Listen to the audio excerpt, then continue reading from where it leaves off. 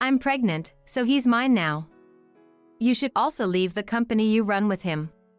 I had a feeling my sister had a thing for my husband. But I couldn't believe that he would choose her over me and betray me. Or so I thought. It turns out I didn't need to believe that at all. As her older sister, it seems I need to clear up her misunderstanding. Oh my dear sister, hope you're ready for the truth. Open your ears wide and keep your eyes peeled to face the truth. Welcome to the beginning of a fun and tumultuous story woven by sisters. Just kidding. My name is Kate. I made my debut with hay fever at the age of 40 last year. I used to love both spring and autumn, but now they've become wicked seasons filled with flying pollen. I've even come to hate going on a walk to see flowers. Back in my 20s, when I still loved cherry blossom, my husband Tom lost his job due to a recession. We searched for jobs together, but the economic downturn made vacancies scarce, and landing a job was difficult. So, with the mindset of if there's no company to hire us, let's create our own, Tom decided to start a business. I decided to work at the company to support him, and together with a few employees, we built it up. Thanks to our efforts, the business gradually took off, and we grew into a company with significant clients. And then, it was around that time that my younger sister, Sherry, started acting strange. It was during a year-end trip back home. "Hi, Tom." Sherry clung to my husband. I was certainly surprised, but my husband was even more shocked, looking as if a pigeon had been shot with a pea shooter. After all, until now, Sherry seemed uninterested in my husband. She didn't interact with him more than necessary, and often shut herself in her room when we visited. I thought, well, it must be awkward having a brother-in-law. And left it at that. But suddenly, she closed the distance. What on earth is going on? Tom, I have some delicious ice cream. Let's eat it together later. Sherry wrapped her arm around my husband's. My husband looked confused, not knowing what to do. Reluctantly, I peeled my sister off my husband, to which she said, "Come on, it's a special reunion. What's wrong with us getting along?" No, it wasn't like this before, right? I couldn't help but exchange glances with my husband. Sherry puffed her cheeks in dissatisfaction and declared, "Well, it's okay, I'll get along with Tom during this New Year's." Why all of a sudden? I just don't get it. However, as Sherry declared, she stuck close to my husband, and to my surprise, he seemed pleased that his previously indifferent sister-in-law had warmed up to him. Well, it's better than having bad family relations. But as I was thinking this nonchalantly, Sherry began to make sudden visits to our house. "Sherry, you were just here last week, go back to our parents' house." Come on. It's boring being a single woman every day, and when I come here, you and Tom will entertain me, right? Saying this with a chuckle, I do care for my sister and don't mind her visiting. But coming over 2 or 3 times a week is definitely abnormal. Moreover, every time she comes to our house, she sticks close to my husband, saying, "Tom, tell me about your work." It looks like she's trying to flatter him. I'm frustrated with myself for seeing my sister in such a light, and I'd prefer if she didn't come to our house anymore. Once, my sister asked me, "Hey, sis, what's it like having your husband as the boss?" Even though he's the boss, he's still my husband, and there's nothing special about it. When I honestly told her that, Sherry looked somewhat disappointed and said, "Big sis, you have such a wonderful husband and you don't even realize his value." Needless to say, I felt like I was being looked down upon by the way she spoke. Or perhaps, that was indeed the case. On the day she made this remark, for some reason, Sherry pestered my husband to give her his contact information, and she managed to get his phone number. Starting to see my sister as aiming for my husband, I panicked and raised my voice without thinking. "Why do you need to exchange contact information with Tom? You two don't need to communicate." Even my husband tried to calm me down, saying, "Relax." I was fuming, almost hissing like a cat in a fight. Sherry retorted, "Kate, you're like a psycho. We're family, so it should be fine to know each other's number. Indeed. It's not unusual for in-laws to exchange contact information. I have exchanged phone numbers with my husband's parents and sister as well. But, I couldn't help but think something has been odd about Sherry lately. Later, I found out that around this time, Sherry had undergone laser treatment to remove a mole on her face. Encouraged by the successful treatment, she started considering getting her eyelids and nose done, thinking about cosmetic surgery. However, Sherry's earnings were not enough to achieve her desired appearance. That's why she set her sights on my husband, the president. At the time, I didn't know any of this and just felt that something's odd about my sister, which seemed eerie. My husband said, "I can't just ignore your sister." Understanding his point, but it made me worry even more that maybe someday she will take my husband from me. Gradually, I started to lose confidence as a woman. Whether she knew of my anxiety or not, Sherry started showing up at the company to ambush my husband. She would wait for him to finish work, go home together, have dinner, and after spending some time close to him, she would return to our parents' house. Even my husband started to subtly suggest, "You should probably head back home early." But Sherry wouldn't listen. Watching this unfold, I began to wonder if maybe my husband wasn't entirely averse to the idea. A while later, my husband had to go on a business trip out of the prefecture for about 2 months to start a new venture with a client. He would occasionally return to check on the company but would immediately go back to the business trip location. As the days without seeing my husband continued, Sherry, who had been persistently waiting in front of the company, gradually stopped appearing. By then, knowing about Sherry's intentions for cosmetic surgery, I was convinced. I thought she is definitely after my husband. I hoped she would give up on him, but then one day, I saw Sherry after getting off work. "Sherry. Tom isn't here today." "No, it's not about him. I came to see you today, Kate." "Me?" "Yes. I am here because I am carrying your husband's child. You know what that means, right? I'm pregnant, so he's mine now. You should also leave the company you run with him. I'll take over everything, the position of lawful wife and the president's wife."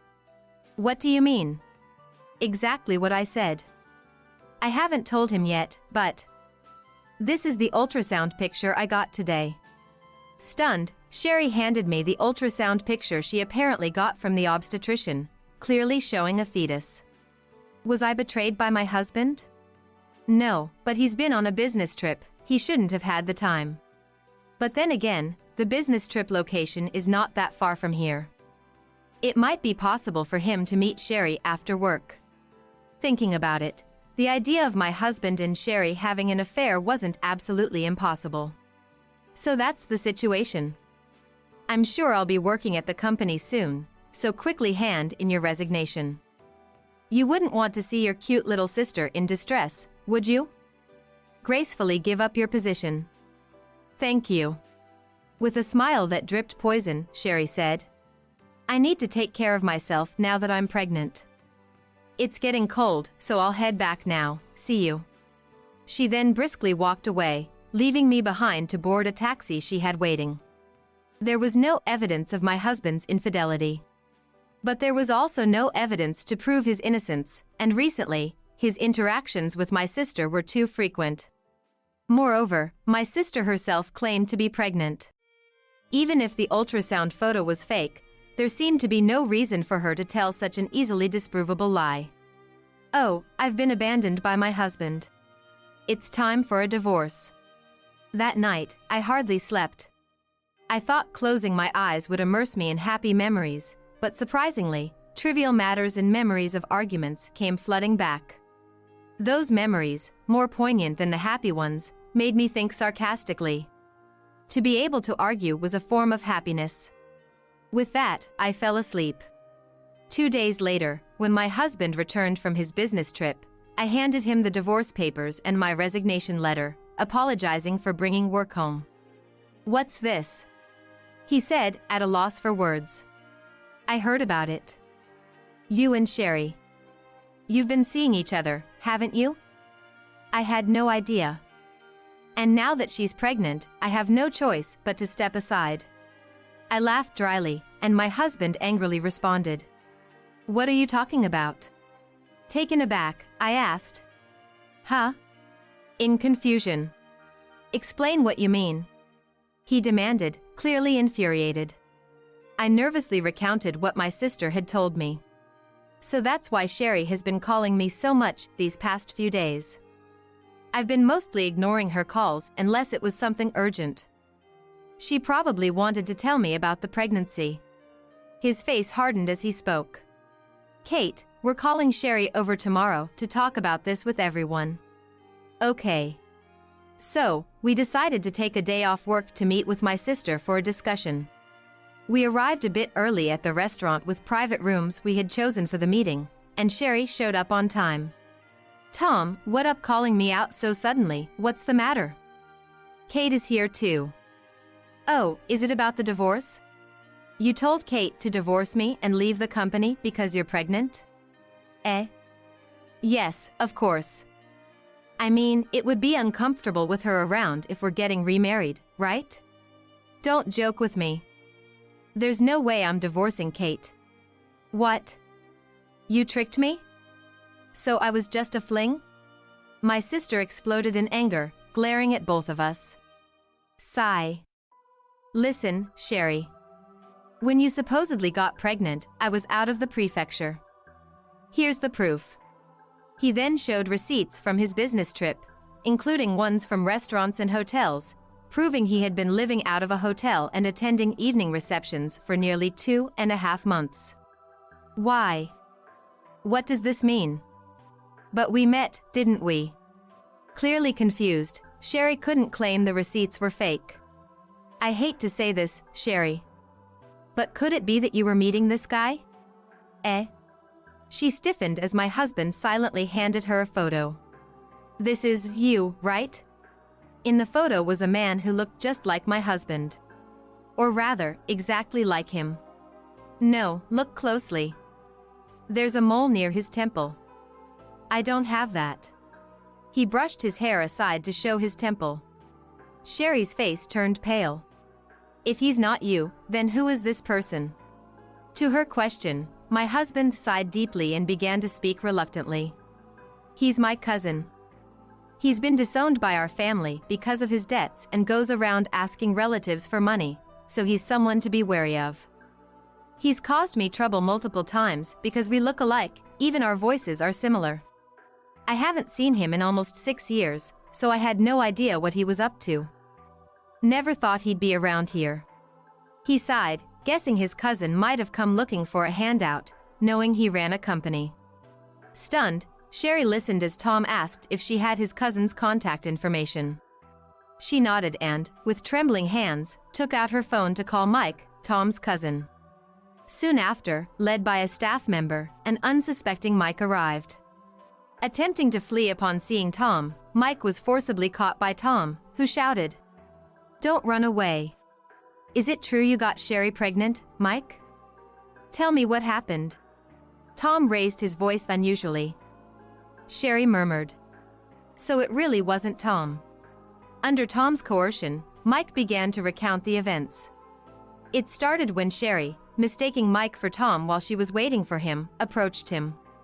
Despite feeling odd about him being in casual clothes, she thought it might just be an off day for him. It was understandable, given how similar Mike and Tom looked. Even I doubted I could distinguish Tom from Mike if they stood side by side. According to Mike, he came to ask Tom for money after hearing he had become a company president. When Sherry approached him while he was loitering near the company, being called Tom, he didn't take it in the sense of a familial relationship, but rather as if she was simply calling out to a nearby guy, thinking he was being hit on. Thus, under mutual misunderstanding, they ended up at a hotel and became intimate. Thinking she had secured a relationship with my husband, Sherry suggested they continue seeing each other. Mike, facing a certain issue, had to be cautious about her proposition and thus gave her his email address, saying, "It's better if you contact me here." This became the second trap that kept Sherry from realizing her mistake between Mike and Tom. Tom had given Sherry his phone number, while Mike gave her his email. Sherry had previously expressed a desire for Tom's email, which he had declined, saying it would be inconvenient if she contacted him without a serious reason. Thus, she believed the email exchange signified a closer relationship. After hearing Mike's story, Tom was again distraught. "I had no idea it had gotten this bad." Sherry, suspicious, asked, "What? Is there more?" "It's a shame it wasn't Tom, but since he's family, at least he'll take responsibility for the child, right? He wouldn't dare shirk his responsibility, would he?" With Tom unable to bring himself to say it, I decided to share what Tom had told me the night before. "Listen, Sherry.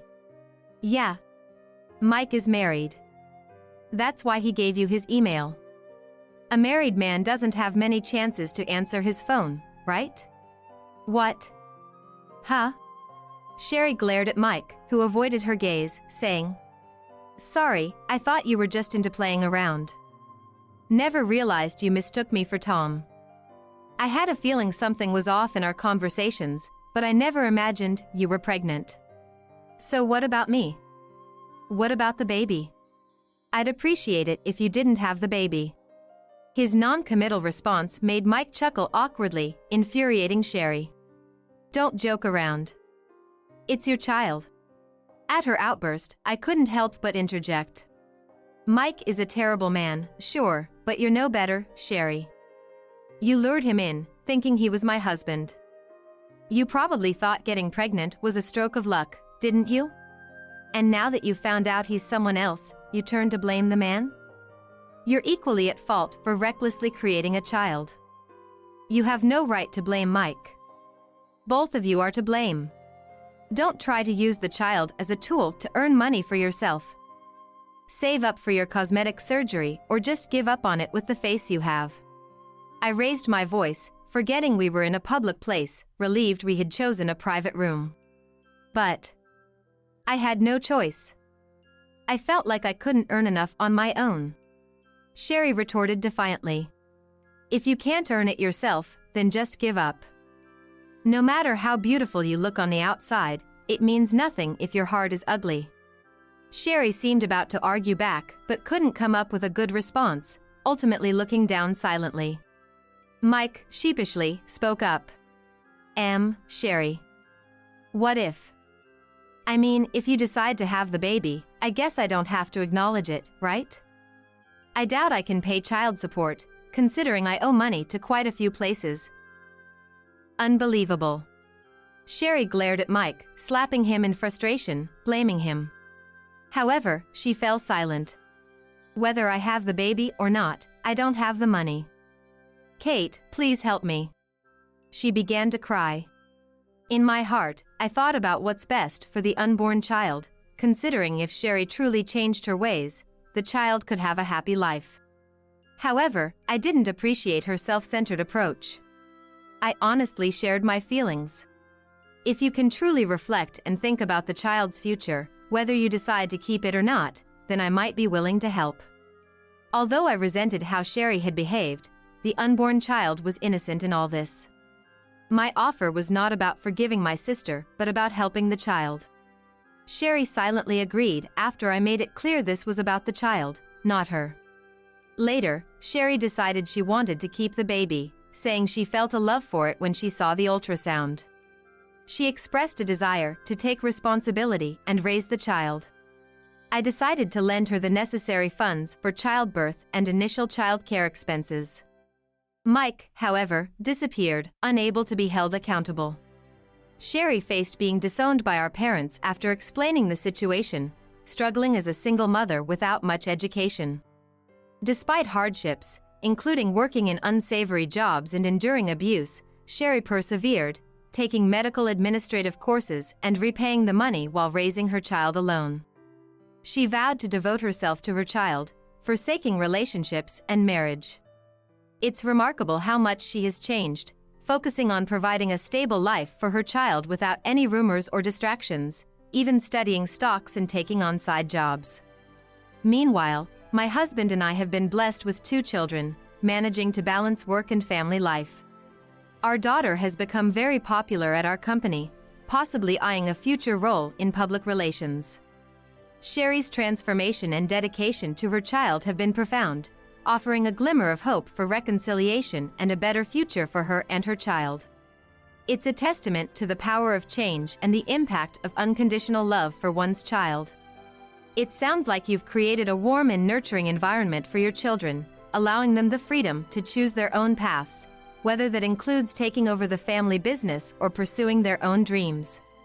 It's wonderful that you're supportive of their interests, even if your son's current ambition is as unique as wanting to become a flying squirrel. Children's dreams are often vivid and imaginative, reflecting their pure and boundless potential. Who knows? Maybe by the time your son grows up, there will be a place for him in the company that aligns with his interests, or perhaps he'll find a completely different path that fulfills him. The strong sibling bond between your children is something to cherish, and it's great that they get along so well now.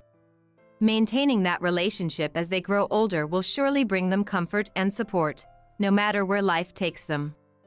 As parents, showing your children the value of hard work, dedication, and the importance of family through your actions is incredibly powerful. The hope that one day they'll look back and see their parents as role models is a beautiful aspiration. It seems like you and your husband are well on your way to achieving that, balancing work and family life with grace and resilience.